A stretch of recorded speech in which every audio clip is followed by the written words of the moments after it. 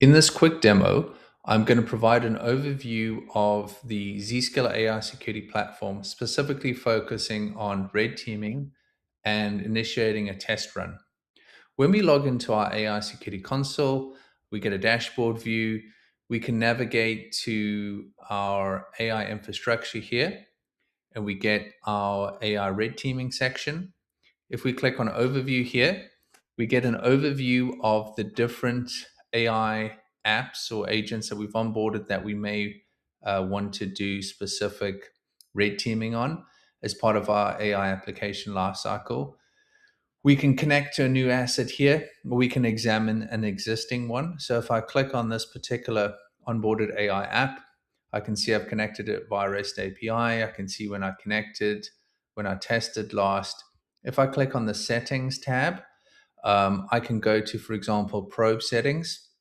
This is when I can define the different probes that I want to do as part of my testing. So, for example, for this security category, I've got data exfil set, web injection set, cross-site scripting, but I can toggle on and off the various categories here. Similar, I can jump to the safety category. I've got bias and profanity set here, but there are other options here that I can select. We can also select hallucinations and trustworthiness, business alignment, and the ability to create any custom probes here. So that's essentially really our probe settings. If we go to our test runs here, we get a view of all the different test runs that have run in the past. So we can basically see those test runs and examine the results for those.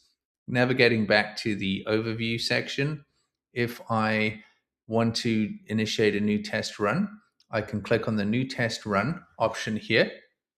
We will basically select our business unit. In this case, I'm just going to select default. We can select the different app that we want to do the testing for. We can give it a test run name like something that makes sense to the particular test you're doing for that app. And then I can pick and choose.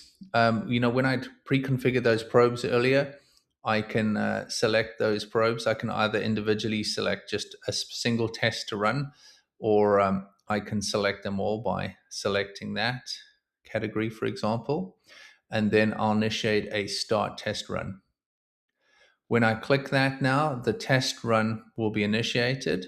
So if I navigate over to the test run section, we will see the test run that's about to run, and we can see the status here of running right over here. And if we click on that particular test run,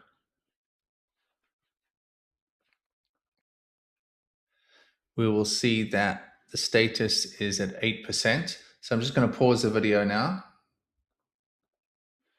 So once we have got to a point where our test results are finished, we get a summary that it's at 100%. We can see when we started the test run, when it ended, and we can actually go into the different details to see the result runs. So for example, for the security category, we can see the three different test types that were run, how many tests passed, how many failed.